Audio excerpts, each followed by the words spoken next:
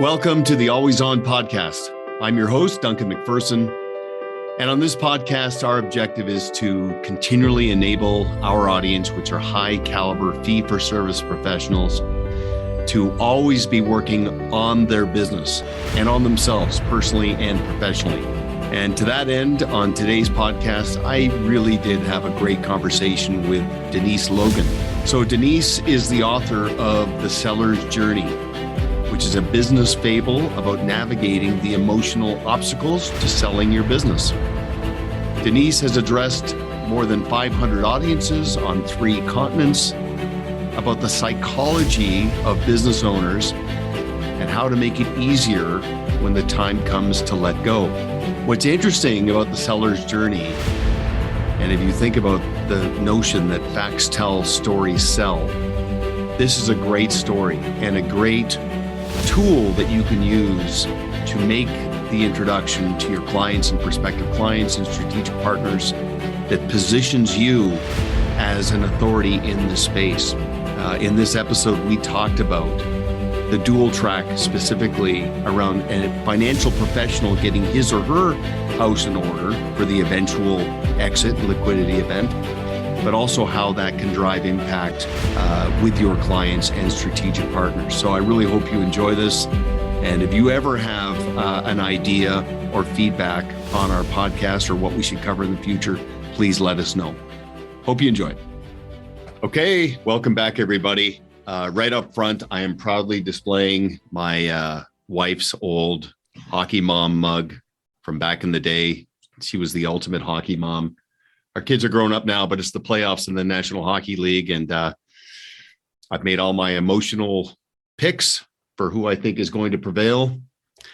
And very excited this time of year, but also excited because we're going to have a great conversation with Denise Logan. You can look her up, deniselogan.com. She is the author of a really interesting book called The Seller's Journey. I highly recommend that. She's got an incredible array of skills and value that she's going to bring to this conversation. So Denise, how are you doing? So great. It's nice to be with you. And I'm glad you explained the hockey mom, because I was going to have questions about that. So you let us right in with it. You know, like we all, as we get a little older in life, we have these sort of sentimental ornaments that we keep. And this one takes me back. It transports me instantly to those road trips and cold drinks.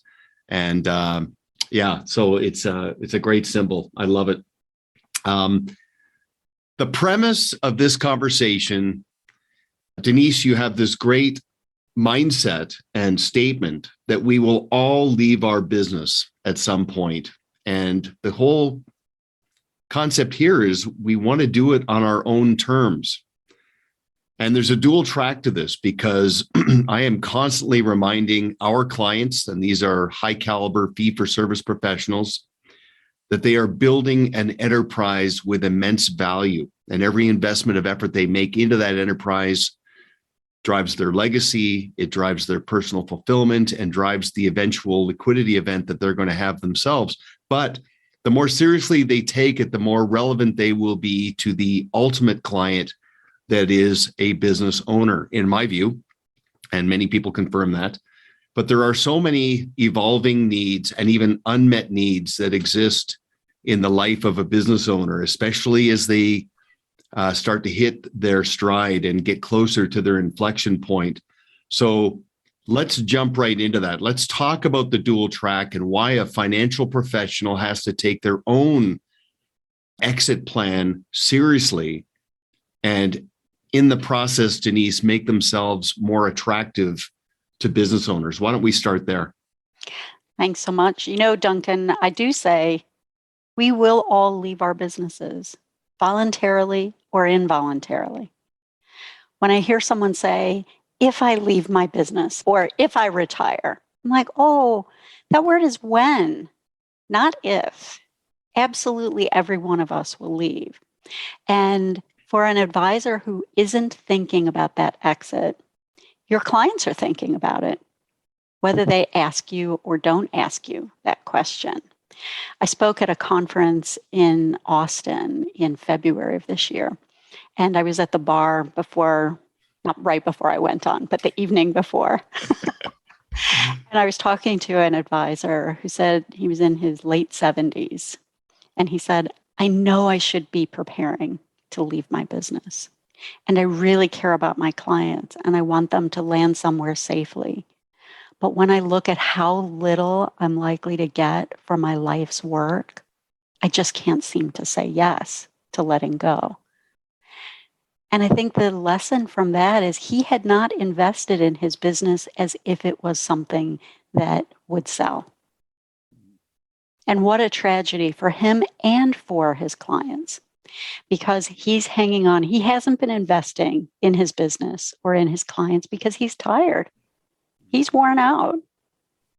And that mindset is a self-fulfilling prophecy, because it wouldn't take much in terms of tweaking and adjusting for him to amplify the value of that business. But obviously he's convinced himself that that's the way it is. Now, everybody listening in, I don't want you to be misled by Denise's soothing and calm demeanor, because she is incredibly direct, very strong. And I'm convinced, based on our initial conversation, Denise, like you said, some things that were very eye-opening and thought-provoking, but you're not trying to put somebody in a mindset of, okay, you're wrong. You feel you're doing someone a disservice by not waking them up and taking this as seriously as possible. And just everybody, this is a very rare combination, because Denise is a lawyer, but she's also a mental health professional, which I've never heard of that combination in one person before. So you represent the art and science of what it means to maximize a business and to get it right when it comes time to that liquidity event. Tell us how that all came about. Did you start as a lawyer, or was it the other way around? I started as a mental health professional. And even a funny little beginning, I always wanted to be a lawyer. My best friend and I, when we were in elementary school, read every Perry Mason book that there was. And we decided that we were going to be criminal defense lawyers, and neither of us became that. But when I was in high school, the guidance counselor said to me, "You don't want to be a lawyer. Oh my gosh, if you're a lawyer, you're going to end up as a spinster all alone. You will never meet a man." I was like, well, I don't want that, do I? So I ended up going and getting a mental health degree. And partway through my training, I realized, oh, he should not be advising young women. And when you hear that story, you'll think I went to high school in 1950, but it wasn't. It was in 1980 that this man was giving that kind of advice. So my mental health training is in two interesting tracks that at the time I wouldn't have even been able to explain why I chose them both. The first is in work and financial disorders.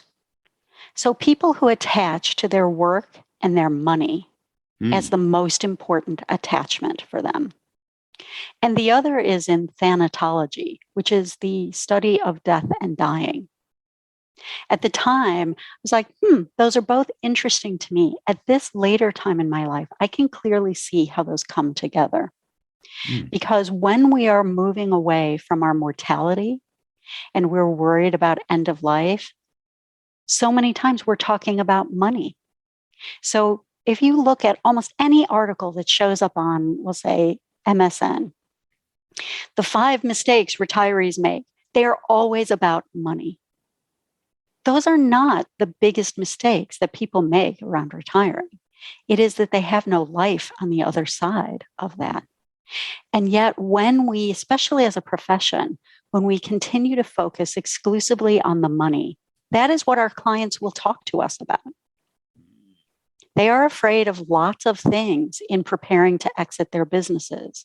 But if we as advisors, and the investment bankers and the lawyers and the financial advisors are all in some ways guilty of this, if all we talk about is the money that they will receive, they will not share with us the other emotional fears that have them stuck. That is so good.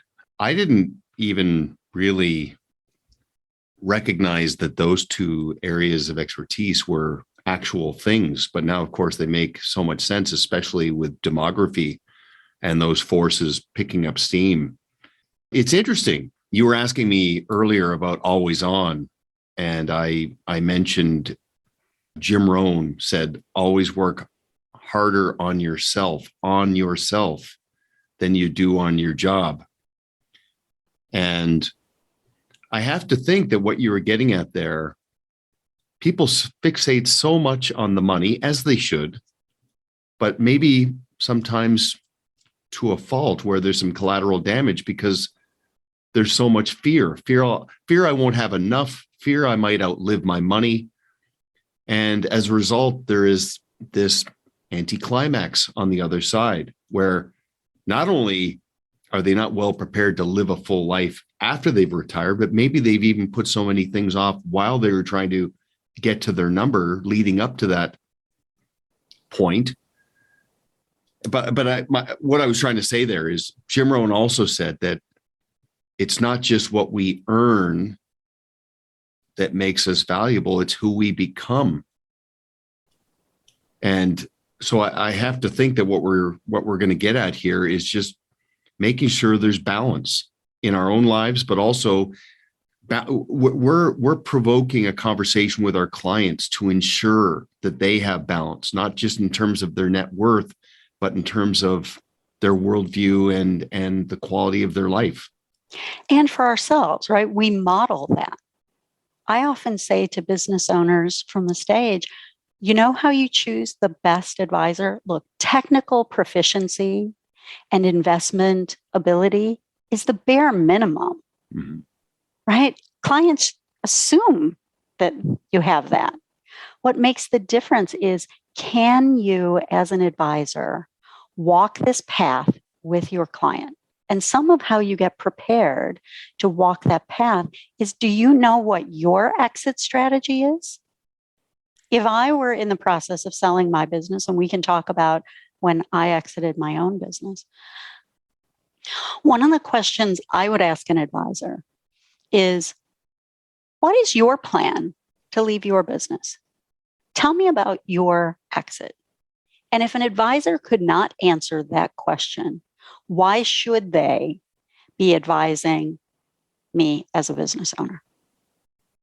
If you haven't prepared for that and thought about that yourself, how are you prepared to help me navigate those obstacles?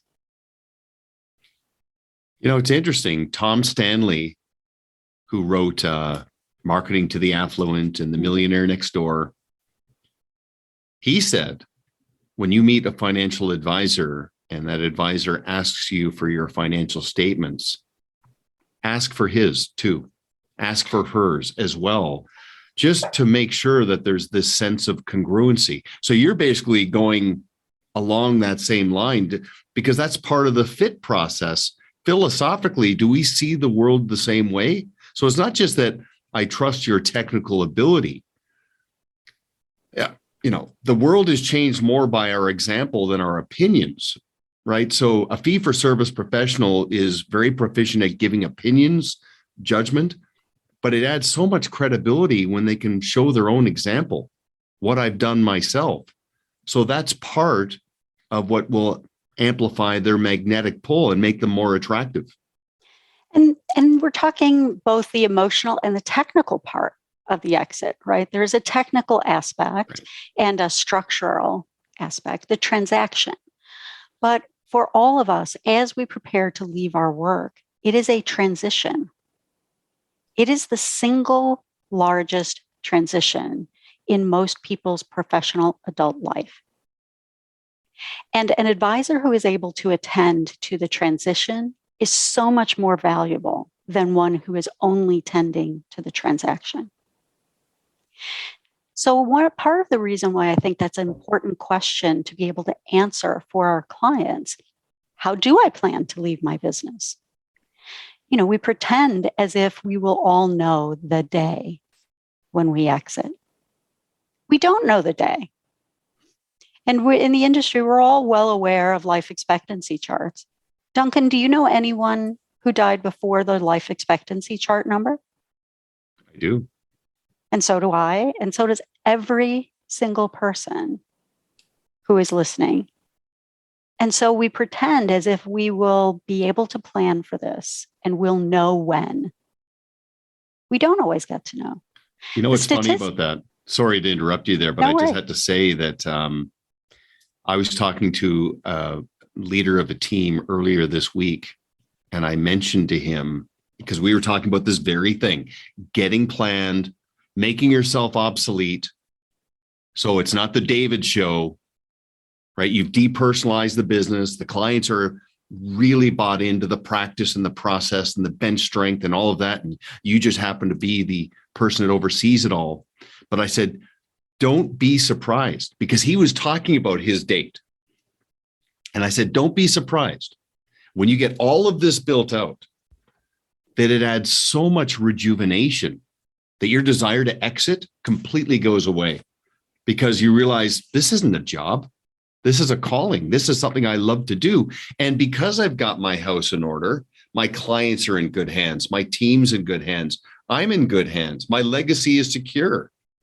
Wait a second, I love what I do. So it's to your earlier point. I mean, it's not this sort of gradual, I'm going to die at my desk and I'm going to, not really enjoy the ride. It's just inverting it, flipping it, getting everything in sync, and then seeing what it activates in terms of one's fulfillment and purpose. I wrote a column last year called, "Is Dying at Your Desk Tragic or Noble?" You might imagine how I come down on the side of that, but it really looks at, we think we know when we will exit. What if your spouse is ill and you need to care for your spouse? What if you're just burned out? I mean, this is what happened for me. So I was a mental health professional. Eventually, I did become a lawyer, and I practiced law. I built a significant sized firm, and I was burning out. And everyone I talked to about the burnout, I was in my late 30s. Everyone I talked to about the burnout said, "Oh, just go on vacation, buy a new car," right? All of the things that we think will somehow cure this burnout. But it didn't work for me. And I ended up making a super ugly, choppy exit from my own business in my late 30s, at a time when probably advisors would have said to me, "Oh, you know what, we can just build this up and make it something bigger, and you can have a bigger exit if you hang on for 5 more years." I didn't have 5 more years in me. So I exited. I got rid of my house and bought a motorhome. I ran off. That's a whole story we'll have separately over a beverage sometime. But I traveled. I thought it would be 6 months to clear my head and figure out what came next. And it turned into several years where I traveled all over North and Central America. Super fun. But I came off the road and joined a friend's business who was preparing it for sale. And over the next 10 years, we took that business to the market 3 times, and he could not let go. Mm-hmm. And I left and did a research study about why we get stuck. So here I was, I waited too long and was ready to give my business away. And he went too early and was not able to let go. And what I saw were a whole variety of reasons why owners get stuck. And this applies to our advisors. I mean, even if you are working for someone else, you will leave your job at some point. And one of the questions that I like to ask is, what does work provide for you other than money and financial security? It's a great question to first answer for ourselves and then ask your client. So Duncan, if you and I were just brainstorming, what are the things that work provides for you other than work, money, and financial security? Immense personal fulfillment on many levels. Structure is a big, important part. I often hear folks say, "Well, I'm not going to sit around and do nothing." I'm like, "Oh, baby, of course you're not. Who told you that that's what it would be like? Retirement for us will not be like retirement was for our parents and grandparents. We're not going to be happy playing golf and waiting for Wheel of Fortune to come on and feel like we've had a satisfying retirement. So there is structure. There is a place to go, right? During COVID, weren't we all ready to get out of the house? And guess what? Your spouse was ready for you to get out of the house too.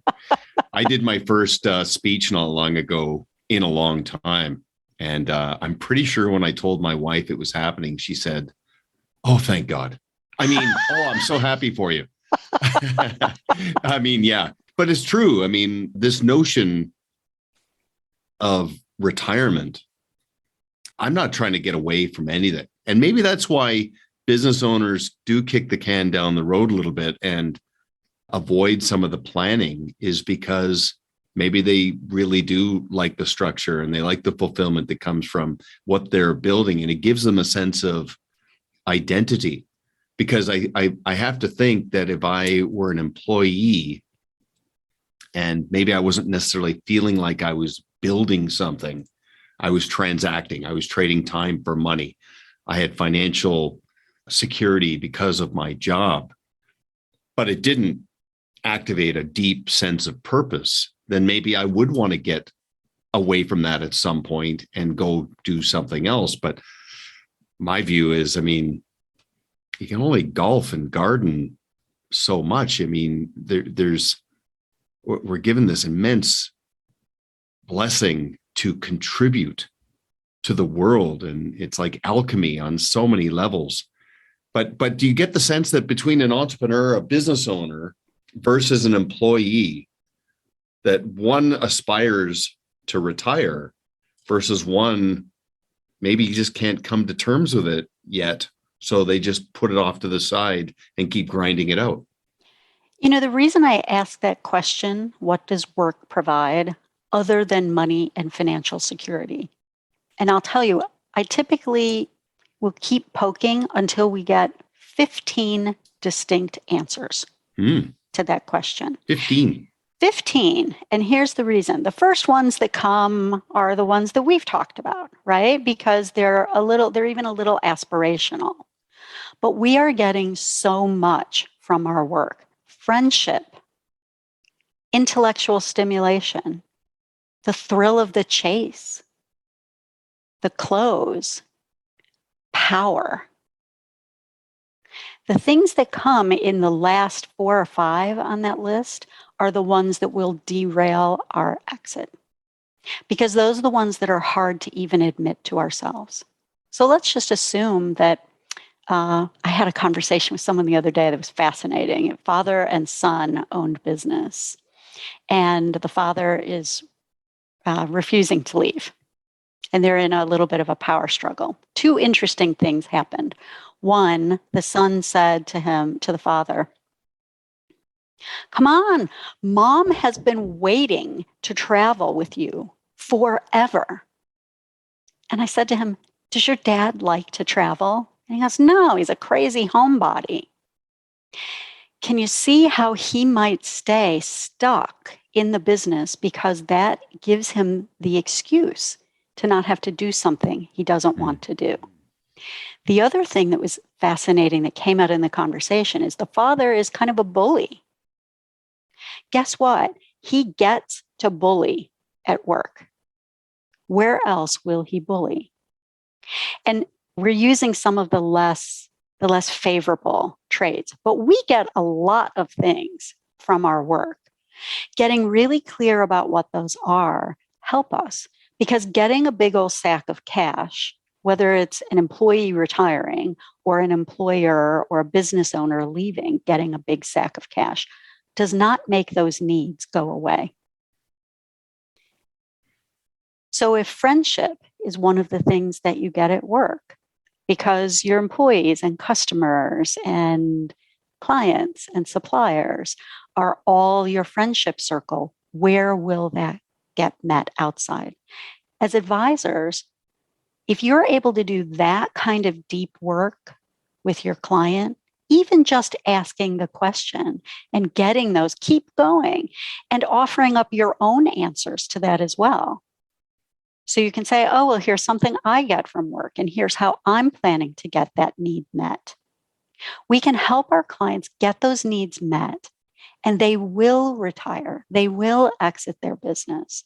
But what keeps them stuck are things like, who am I going to hang out with? Mm. I'm going to be all alone. But they won't share that kind of information with us as their advisor unless we are able to have those conversations with them. And I think one of the key ways to be able to have that conversation is to do this work for yourself, which comes back to the premise always on. Are you working on yourself? Do you know what these elements are for you in your business and how you're going to get those needs met elsewhere so that A, you can have a successful exit and a good life on the other side of your business. But even more importantly, it makes you able to be the trusted advisor for your clients. We bandy that phrase around so much, trusted advisor. But are you doing something different than everyone else? Or are you just saying you do? Are you showing up in this way with your clients in ways that really, truly matter? Denise, I want to jump ahead to the end for a second and then come back to something, but you have a vast archive of content. You mentioned that article that you wrote about the tragic or noble aspect. Is there content available that a financial professional can use of yours and repurpose it as a tip of the spear to open the conversation up with their clients, to get them to really take this panoramic approach to planning seriously? Do you have that available? Yeah, I have so on my website, I have tons of articles that are there that are, interestingly, often I write from both sides. Here's what your client is experiencing. Advisor, so are you. Okay. And here's what your client is experiencing. I think being able to toggle back and forth on both sides helps us to be skillful. I think it's also useful for our clients to understand, we do this bizarre thing, Duncan.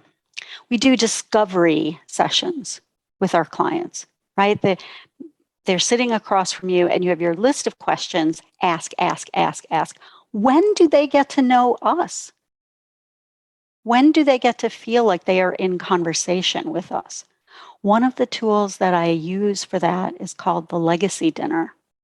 It's a 2.5 hour facilitated dinner conversation that is designed to deepen and build trust and connection with your clients or your circles of influence. Because every one of us has an array of people who we know. But do you know them? Clients choose advisors because we have the old saw, know, like, and trust.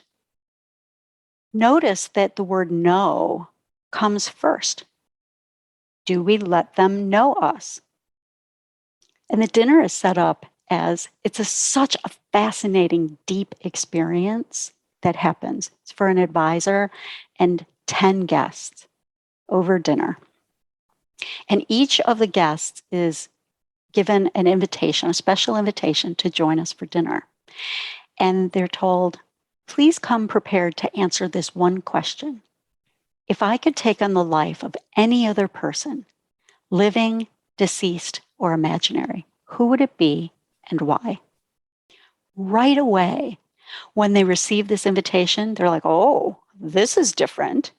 This is not come to the steakhouse and hear the economist talk. This is something real. And the advisor will also be participating in this beautiful facilitated dinner conversation. And guests show up. Before they even come, they are talking to everyone they know about this dinner because they're saying, I got this invitation. Who should I be? Who would you be? They're already developing connection before they even come in the room. At a dinner that I hosted last fall, one of the guests said, I would like to be Wile E. Coyote. I was like, Wile E. Coyote, tell us more. And he had 3 reasons. The first was Wile E. Coyote is single focused. He knows exactly what he's after, that roadrunner, and he is never pulled off course. Reason 2, Wile E. Coyote has unlimited resources. He could clearly go to the Acme store and buy anything he wanted. And reason 3, he's immortal. And Duncan, each person's who they show up wanting to be and the why tells us so much about them, but the conversation goes deeper and deeper over the 2.5 hours of dinner, so that when your guests leave the dinner, they're walking away saying, I have to tell everyone I know about this dinner, and they have to meet Duncan. And this is about getting to know our clients and to open with them. You can tell relationship is important in my worldview. Well, and with everything that we've collectively gone through in the last couple of years, I think that sense of belonging has been disrupted, and there is a longing to get back into that. So it sounds like a great environment. I do want to come back to that because that sounds like a very thoughtful, unique activity that in and of itself will bring value to the client community, but probably also has measurable impact on productivity. But I will come back to that because it's funny. I've got a bookend story to tell you that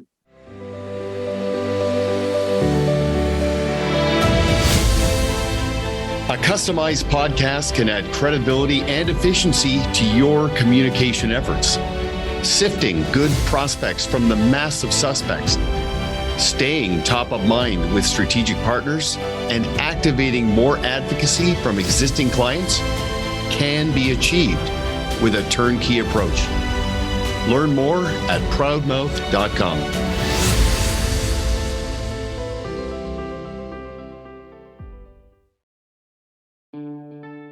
The best place to strengthen a client relationship is in the very place where you manage that relationship. BlueSquareToolkit.com has harnessed the best practices of Pareto systems and brought them to life in our easy-to-use system that is accessible on both your phone and your desktop.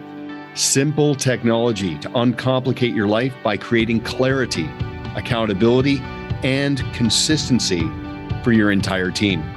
Build stronger client relationships by tracking and archiving essential information on what matters in your client's life and make yourself indispensable and more referable in the process.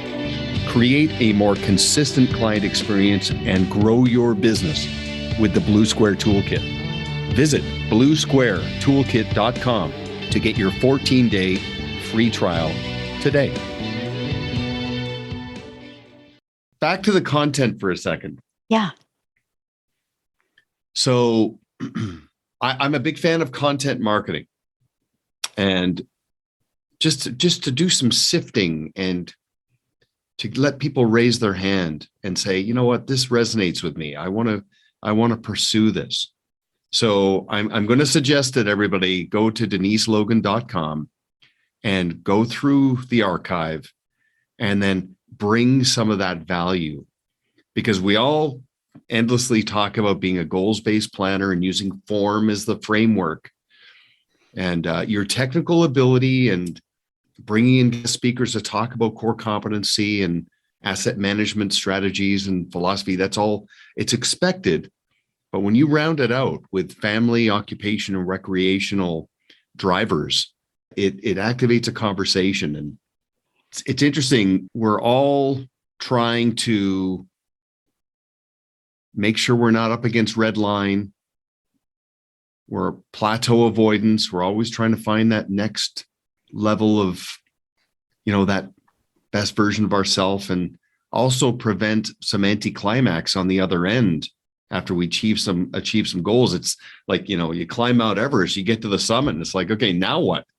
I got to get back down, and where do I go from here? I mean, we want to make sure that achievements are very, very meaningful. Kurt Vonnegut, a great author, he said, make sure as you go through life, and I'm paraphrasing, as you go through life, don't trivialize the little things, because you get to a point in your life eventually where you realize they were the big things. And we get this tunnel vision. That's my goal. But along the way, so key just to look around and savor what's going on. I want to come back to business owners for a second, because I am one. And you got me thinking, because I love my team, quality people. I am starting to wonder, because we're we have a pretty athletic environment here. Ping pong table, pool, darts, pickleball, golf. You sound like a venture capital firm now, Duncan. Well, yeah. I mean, I just want to keep moving, right? But Yeah. I'm starting to wonder if they're letting me win, and maybe after our eventual liquidity event, maybe that'll stop happening, because I do like playing. But I have to think that part of a business owner's mission gets amplified when they want and craft out a plan to enable employees to participate in the exit, right? All ships rise, and we're in this together, and we're all going to benefit. But along the way, I got to think that amplifies culture, buy-in. From an HR perspective, I'm not asking you to trade your time for money. I want you to contribute to building something, and we'll participate. I've got to think that that's an important piece that a business owner has to factor in for their team. Oh, gosh, you've hit on something. We have so many good threads going here. I can tell we're going to have another conversation. But yeah. I saw something, there was a post recently on one of the social media sites about why business owners should keep it a secret from their employees when they're exiting. Oh, for heaven's sake, What are we talking about? And, this particular advisor who was giving this advice, and I've heard it tons of times. Oh my gosh, you can't tell anyone. So a couple of things happen when we're keeping secrets. Number one, there is this myth of the self-made man or self-made person. We are not self-made. We have employees who helped us grow something. And so this particular, I didn't get involved in this social media post. I just was stewing about it on my side and wrote a post that'll come on my own, because I don't want to discount that person's opinion is their own. Mm-hmm. But our employees are not commodities. They're not chattel that we're selling off. And the premise was, if my employees know, they might leave. Well, shouldn't the new owner also know that your employees would leave? Where are we in this place of deception and hiding and keeping things from each other? But there's an even greater reason other than our own integrity piece. When you are holding a secret, it trips off the fear sensor in your brain. Have you ever been in a situation? I'll give you an example of this. You're planning a surprise party for someone, and then you're out with that person and you wonder, do they know? Oh my gosh, do they know? What was that look? Do they know? All of that is going on, tripping up your own fear, which emotionally is resonating through the space and scaring the other person. Anyone who thinks their employees don't know that they are selling their business is a fool. Our employees, just like our children, know so much more than we ever think they know. And in my workshops and when I'm speaking on stage, I do a piece about how fear shows up in our brain. Do you want to walk through that? Sure. And this is in my book as well. But so imagine your hand as a representation of your brain. The thumb is the amygdala. It's the fear sensor in our brain. It's the oldest part of our brain, always watching. It's a helpful part, but it's a little bit stupid. It can't tell the difference between real danger and perceived danger. So it's always scanning the environment, looking for danger. Duncan, if when you were a little boy, you were attacked by a bear, your amygdala would spot a big black dog and think it's a bear and signal you to run. It's doing that all the time. It spots a face that looks like the face that a parent made before all hell blew loose in your house and is sensing fear. So the amygdala, fear sensor, do this. Bring it across your palm and wrap your fingers over the front. So we've made, a client of mine calls it a girly fist because men know not to put their thumbs inside their fist, apparently. But the part of your fist that's this little part that's over the front fingers is the prefrontal cortex. It's the thinking part of our brain. So in this setup, the amygdala is safely tucked in. The thinking brain is on front. Now, move your thumb around. What do you notice, Duncan? It's pretty snug. Pretty snug. Now move the thumb around a little more aggressively. Fingers aren't on so tight. If the amygdala gets activated enough fear is generated, you will flip your lid. We have that expression out. And for the folks who are listening to this, I hope you're doing that. Make your little girly fist and notice that when the fear gets high enough, your thinking brain goes offline. All day long, we are all walking around in various stages of fully tucked in to fully wigged out, always. And how we're showing up is also impacting the people around us. So fear shows up in one of 5 ways, and this has a relevance for our advisors. So we have 5 fingers. I'm going to tick off the 5 ways: fight, flight, freeze, fawn, F-A-W-N, and submit. Fight, flight, freeze, fawn, submit. We know how these show up in various ways. So we know what fight looks like, right? We know what freeze. Freeze, oh my gosh. Fight, well, let's do fight, flight. Flight is the client who's no longer returning your calls. That's, I got to get away. Freeze. Freeze looks like overthinking, over-analyzing, slowing things down. Fawn. Fawn is people-pleasing. Okay, yeah, I'll totally get you those documents. I will. I promise. And submit, if you've ever had a teenager in your house, you know what submit looks like. Fine, whatever, have it your way. These 5 different ways, fear is a natural part. It will show up for us. And we have a pattern. Every one of us has a pattern. So for me personally, it shows up like this. When I'm afraid or even anxious, first, I will freeze. Then I will fawn. And then I will flee. So I have freeze, fawn, flight. If I can't get away, I might go to fight or submit. I might, depends. But that's my pattern. Once you know that pattern about me, it's super easy to help me resettle. What do you think your pattern is, Duncan? How do you think this shows up for you? Oh, I don't know. I mean, candidly, as you're going through this, I'm thinking about the application in terms of relationship management. So I'm going to dodge the question because I do want to think about that personally. Yeah. Self-awareness is obviously so key. But I have to think in the spirit of fee worthiness, client engagement, advocacy, that some of these qualitative sort of bedside manner approaches serve as a bit of a wedge to create professional contrast when you're meeting a prospective client. So if I'm meeting a prospective client for the first time, they're in front of me because somebody spoke highly of me and they have unmet needs and a degree of dissatisfaction with their current situation.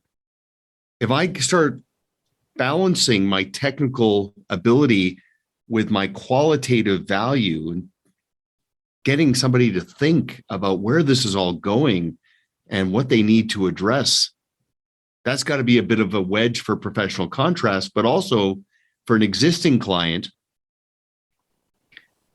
a wedge that keeps the door open as they get close to their liquidity event, because it's so incredible how many times I've seen a financial professional who had a long-term client with millions of dollars entrusted with that professional, and then realizing that 3, 4, 5, $7 million represented 15 or 20% of that client's net worth.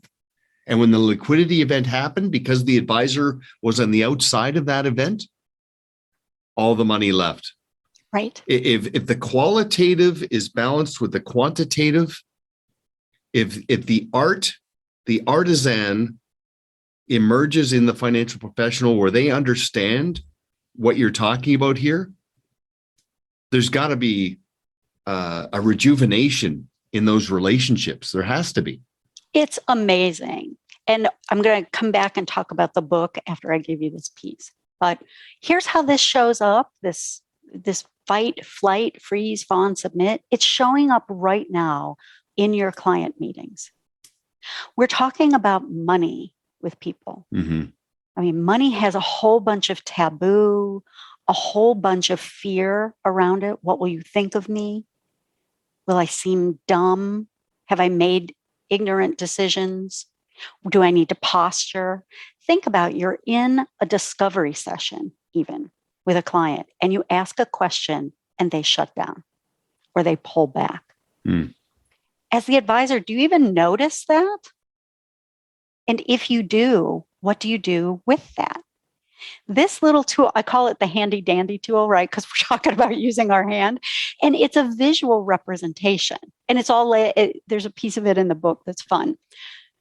Being able to just do this with a client or a prospect early on, it gives us language to talk about what just happened, right?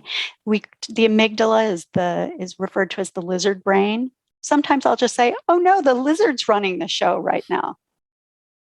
It brings a small amount of humor in, but we're giving a framework for our clients, right? I ask you, how does this show up for you? And it's fine that you didn't answer.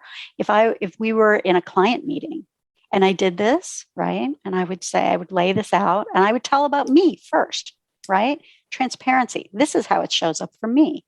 I would ask, let's say we have a couple. I might ask one and you'd say, I don't really know. I might turn to the spouse and say, how does this show up for your husband or your wife?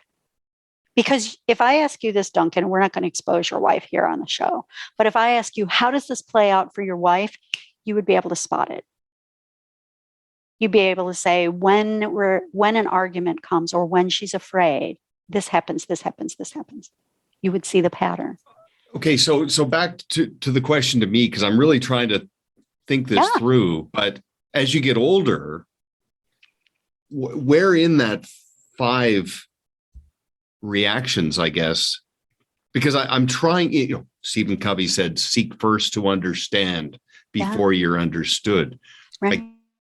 Take it in, process the information. Don't overreact, don't underreact, just be thoughtful and deliberate. Where does that fit into that mix in terms of interpreting situations? So we do this really interesting thing in our profession. I call it content versus context. So the content is what you want to be talking to your client about. All right. You want to be talking about the market crazy that happened yesterday. Mm-hmm. Their reaction is what's going on under the surface. That is the context. So if your client is experiencing one of these fear responses, we need to pause the content, stop talking about what happened in the market, and address what's happening for them under the surface. Because they call you and they want to talk about the market. What do they really want to know? Am I going to be okay? Mm-hmm. Am I going to be okay? And when we use the spreadsheets and all of the statistics, are we addressing the essential human need, which is to feel safe, right? We tuck the amygdala in, we bring that thinking brain on.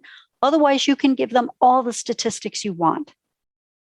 So one of the valuable pieces of this particular tool is doing it very early on, or even with clients who you've already been representing, but introducing this concept. It allows you, number one, to know their pattern. They're like, oh, I notice, we'll just use Denise, that when Denise is anxious, first thing she's going to do is freeze. You know what happens with freeze? I'm not going to return calls, or I'm going to not be able to make a decision. I'm going to go into the eternal waffling mode. I need to think about it. I need to think about it. That's freeze. If we can talk about it and know, oh, Denise is experiencing freeze right now, and even name it, it helps to bring the thinking brain back on track. And it certainly helps before I go into flight and escape from you. This is such a valuable piece, knowing how we show up and how our clients show up. Can I give you one more piece of this? Can I just ask you to make sure? Did you call it amygdala? AMYGDALA. And that's actually in the brain? It's like is it connected? Because fight or flight, that's tied to the pineal gland, is it not? So there are a whole bunch of different parts in our brain, but the amygdala is the fear sensor. Okay. It is the part, like I said, that is always scanning. And you can see this. Have you ever been in a meeting and all of a sudden things go off the rails and you have no idea what just happened? Somebody's amygdala got tripped. So it might be, and there are all kinds of unconscious things that trip it off, right? Someone literally, there's a facial expression that happens that your amygdala spots and interprets. So over and over, what we're doing is being able to understand this. We don't need to go into, I can certainly do a whole piece on the neurobiology of what's going on in the brain, and I do that when I speak. But the piece here is we're normalizing the human emotion that's always going on when we're dealing with things like money. So I want to talk just a piece about how this shows up in the book, and then I want to give you one more tool that advisors can use. So the seller's journey is written as a business fable. It's the story of a business owner 1 year after he sells his business. And he goes on a trip across Glacier National Park with his banker, his lawyer, his financial advisor, and the buyer who bought his firm. And if your listeners are wondering who gets shoved down the crevasse, no one dies on the trip. As they cross the glacier, they relate the physical obstacles they're facing to the emotional obstacles that he faced in letting go of his business. And this book was written for a number of reasons. One, because it's just such a fun, easy read. But the characters in the book are all showing up the way you hope to show up with your client. It's building trust. If you give this book to a client, the client is going to be reading the book thinking, I wonder if Duncan could be my Andrew. Andrew is the name of the financial advisor in the story. It's already building trust. And then you could give the book to a client or a prospect, and then 3 weeks later, have a conversation with them about the book. What they will reveal to you are all kinds of the fears that are going on for them. What struck them? For example, at one point in the book, there are tons of how-to books on how to sell your business. This is not a how-to. This is how to be emotionally present through the sale and how to choose advisors who can do this with you. At one point in the book, the characters all have to put their electronic devices in a lockbox before they can go out on the glacier. And one fella has a damn meltdown, being separated from his phone. The metaphor of that is, for a business owner, what happens when you're no longer going to have anyone calling you? And they work through this. In the book, they also play out this whole fight, flight, freeze, fawn, submit, the amygdala. All of the pieces that we talked about here, the characters use in the book. So it's a really great tool for an advisor. Read the book, you'll see it. It will help you to visualize it and use it. Give the book to your client. You have a setup. to do this in your office then. To say, remember in the book where the characters went through this? How does this show up for you? It's a super easy relational tool. One of the first books I read as I got into business was Think and Grow Rich. Yeah. And as I started to understand this space, I started saying to my clients, you think for a living. You're a fee-for-service professional. You think for a living.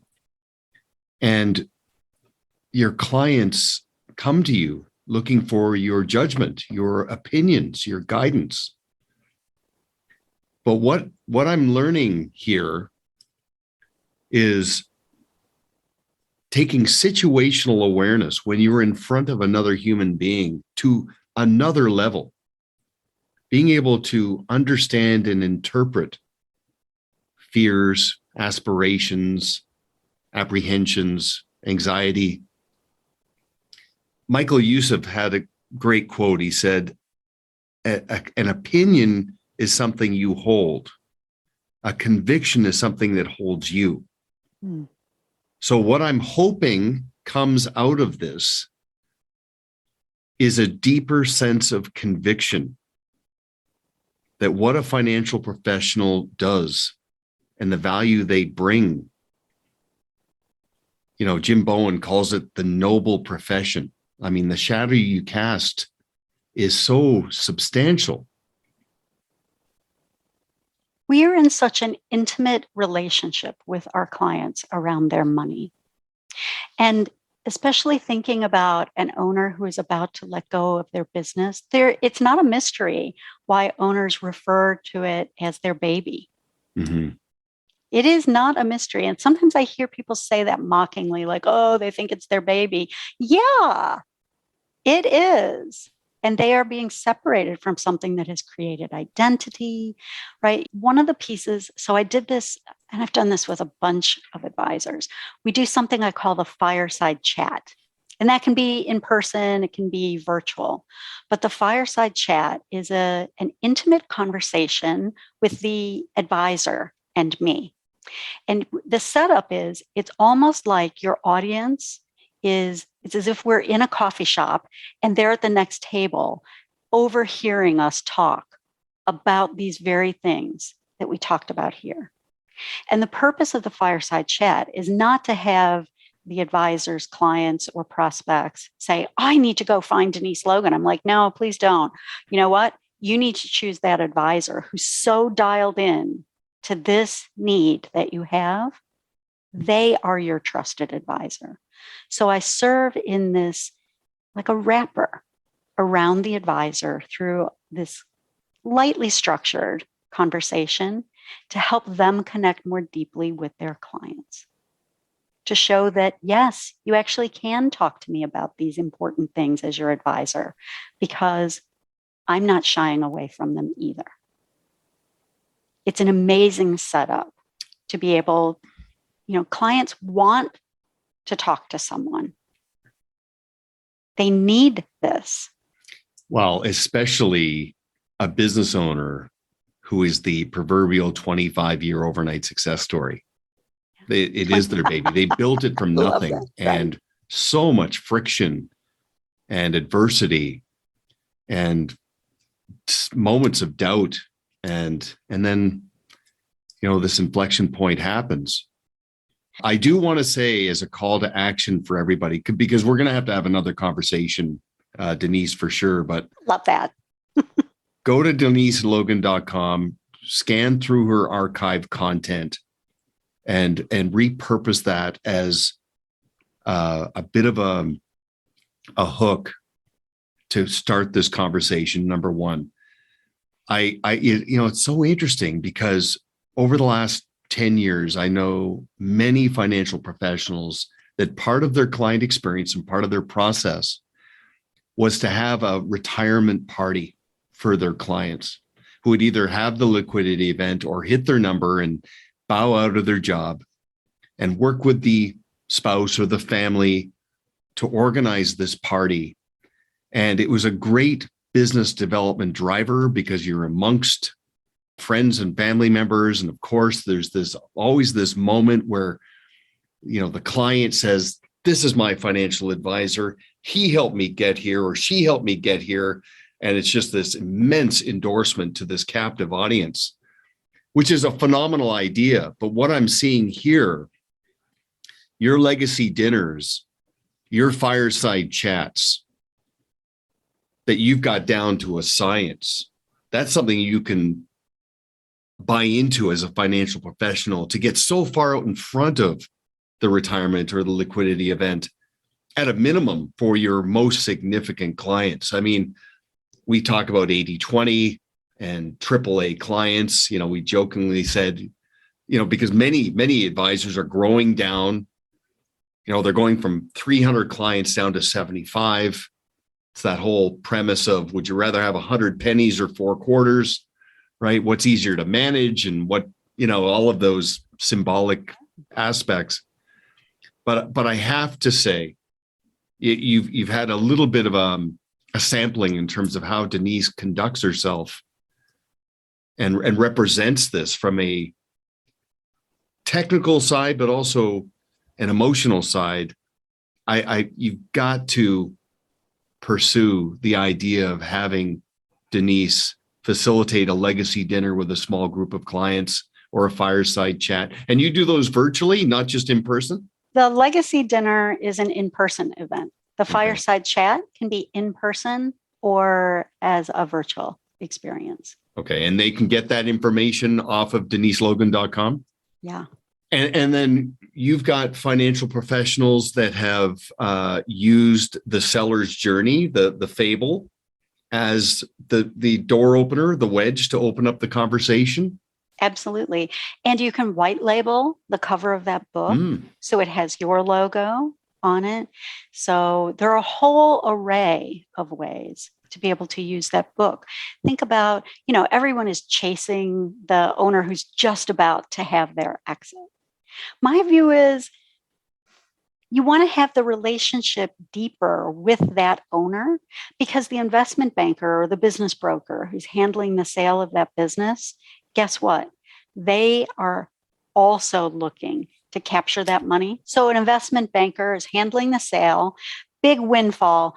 Their wealth management team would like nothing better than to scoop up that AUM. Oh, yeah. You know how that doesn't happen? You have a relationship with the owner. Deep.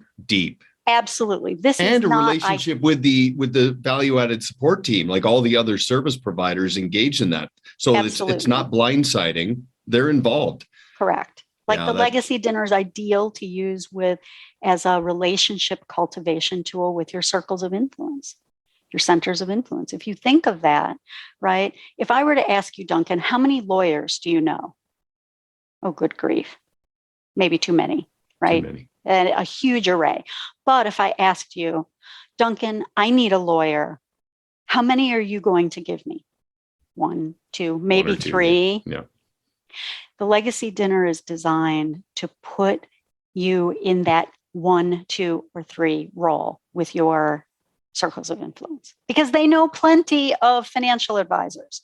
How do you distinguish? This is one of those difference makers out in the world.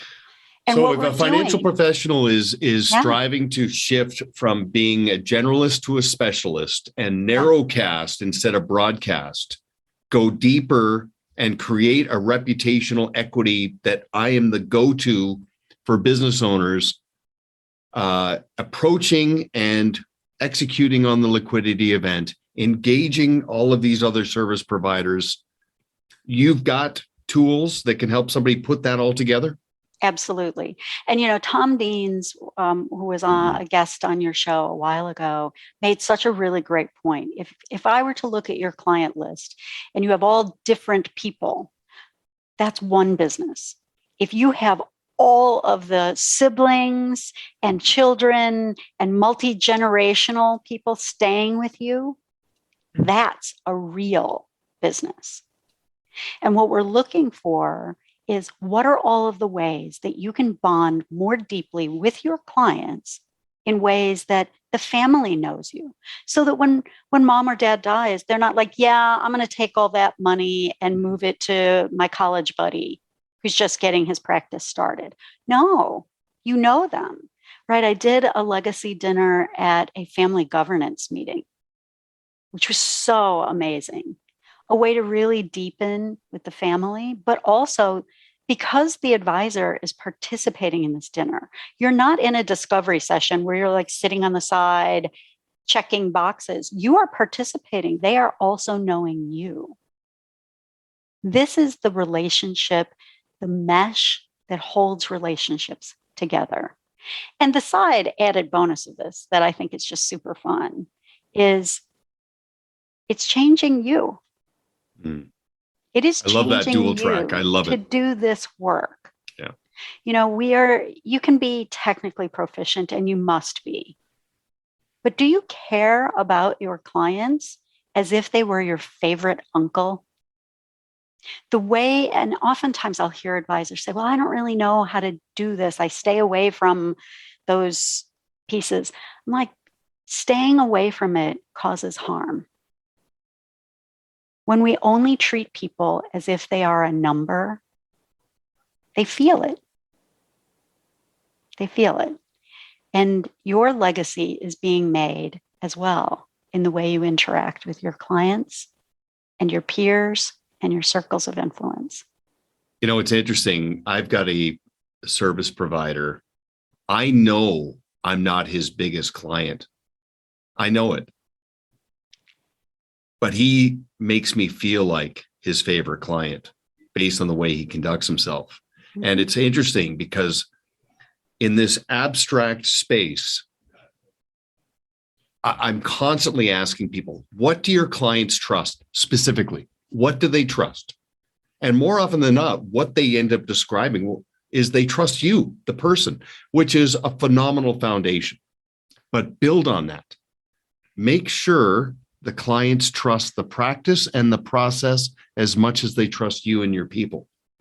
And what you're talking about here is just opening people's eyes about your capabilities now and in the future, the degree that you care, but you've also got the goods. Like you've got a process in place that will put all these pieces together. You have a practice that'll create a client experience, and you're a good person.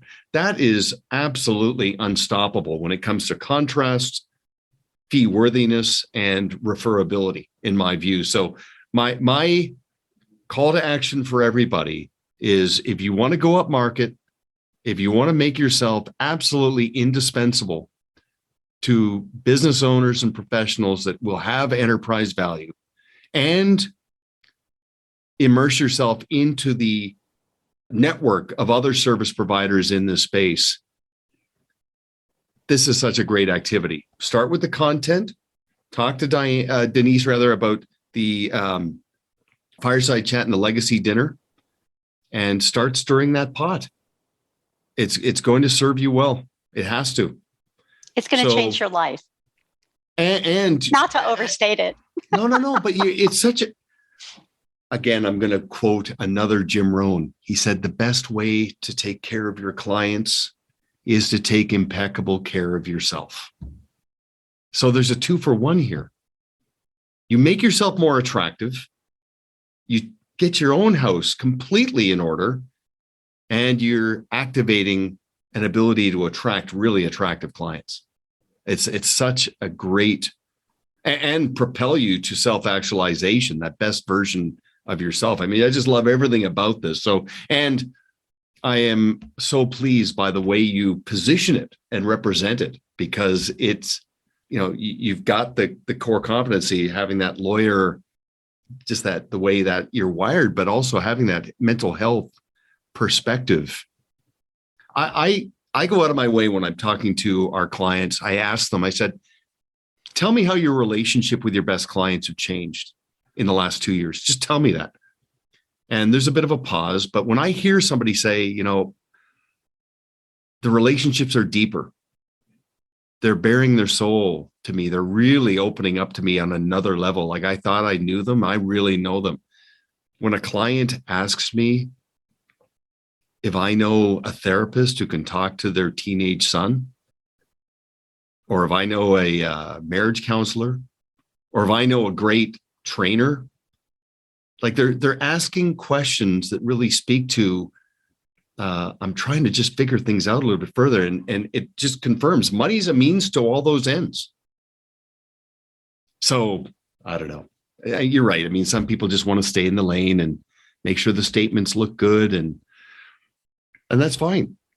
But I think there's an opportunity here to go a little deeper and strengthen relationships further. And I think this is an absolutely impeccable way to do that. So we've been carrying on now for a little over an hour. It's been fantastic. We're going to have to go deeper and have another conversation, but DeniseLogan.com.